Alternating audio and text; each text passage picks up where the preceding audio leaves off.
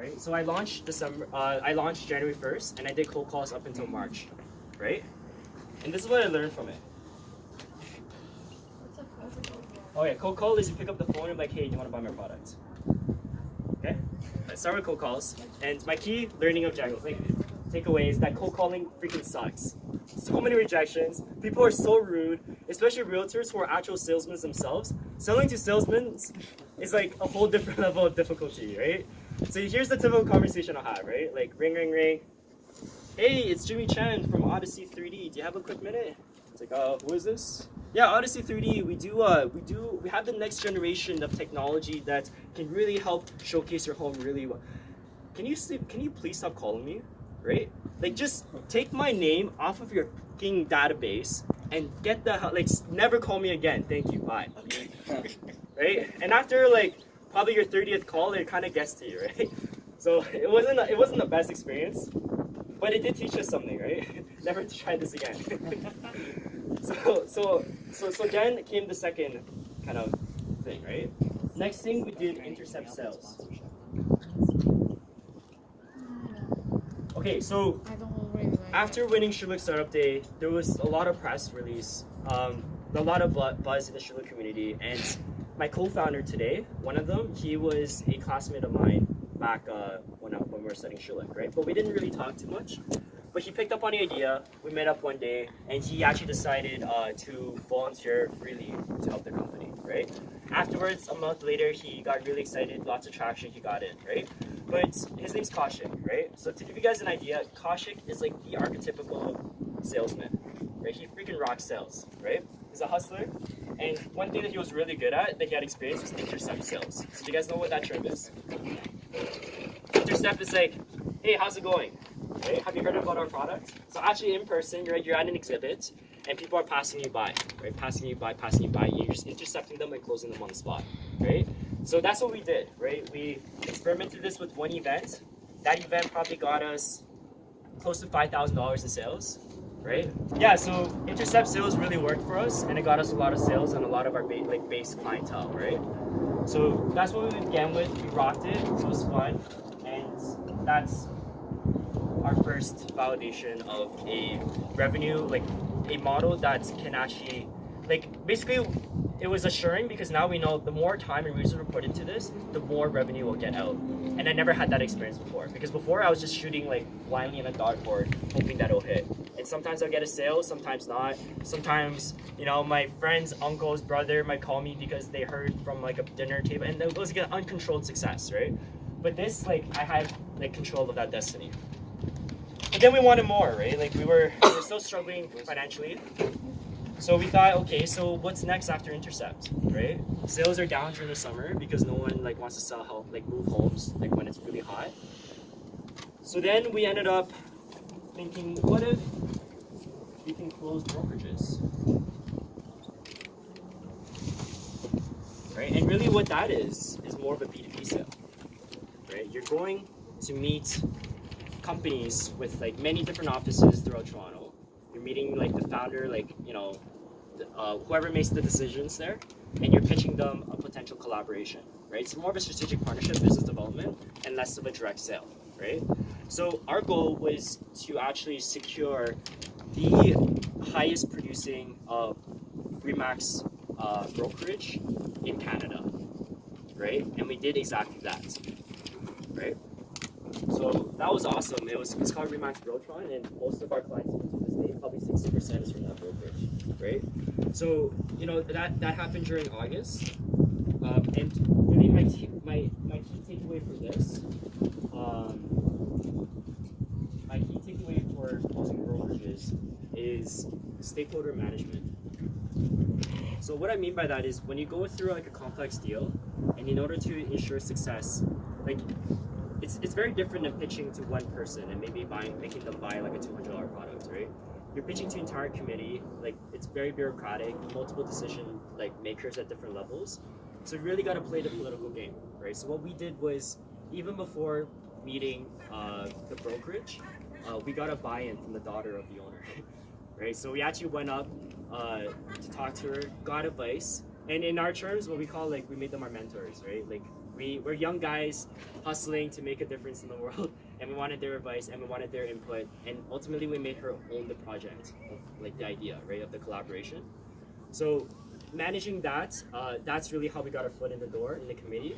And essentially, before even pitching the idea, we pretty much knew that we were going to get the deal, right? And I'm telling you guys, like a lot of complicated like processes like that, especially when you go into like B2B sales, right? Like sometimes it has to be like that, right? Like sometimes it's not the pitch that needs to be good, it's your relationship before the pitch even happens. And the pitch is simply a formality. So yeah, so brokerage secured, right? Say shareholder. No, sorry, stakeholder.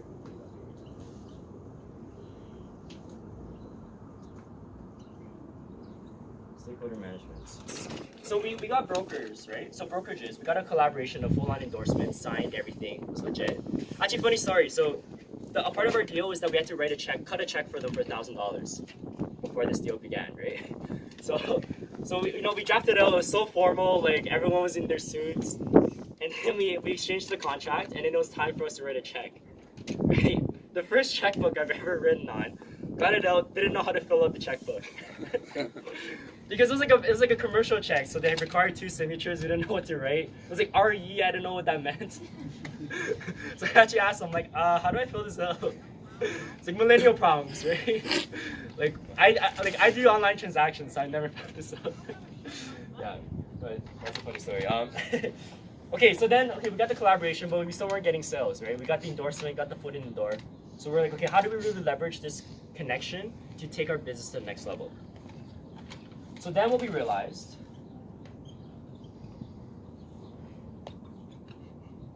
have you guys ever read any works by Tim Ferriss? Do you guys know who Tim Ferriss is? Okay, he wrote like a book called 4-Hour Workweek, but basically like he has founding principles of productivities, right?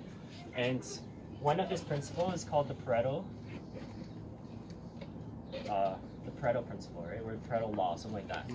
And basically what it states is that it's a natural phenomenon that happens in this world where it's an 80-20 rule, right? So 80% of things are caused by 20% of something else, right? So it happens in a lot of cases, right? So 80% of the world has 20% of the wealth, right? And yeah, so that even relates to our business, because especially in real estate, where you're driven on a commodity-based like business, where everyone's driven by commissions, 20% of realtors are taking 80% of the bacon, right? And really, like, it even extends to something more drastic, in my opinion, would be, say, the top 2 to 3% takes home like 97% of the profit. And because we're wasting our times talking to the rest of the group, right, that only generated this much, right? And that was no good, right? Right? What do you think? Yeah. Okay. Good, yeah. Yeah, so we don't want to do that, right? So we thought, okay, we need to tackle these people, right? And that took an entirely different strategic approach. No longer are you intercepting people hoping that they're the top producers. We call these guys top producers, right? But you gotta talk, so this is a shotgun approach to sales or to marketing, right? You're spreading it out, hoping someone comes, right? And you don't really have a target. And what we wanted to do, we wanted to take a rifle approach or a sniper approach, right? We wanted to just tackle, pick out, we actually called them our hit list, right? So we had a hit list of 10 people, and like, which one are we getting today? Which one are we getting today, right? So since they have a lot of buck, they might be, in high demand for other startups as well. Sorry. So now these guys are like the big, they have like the most funds, okay? Exactly. The small group of people.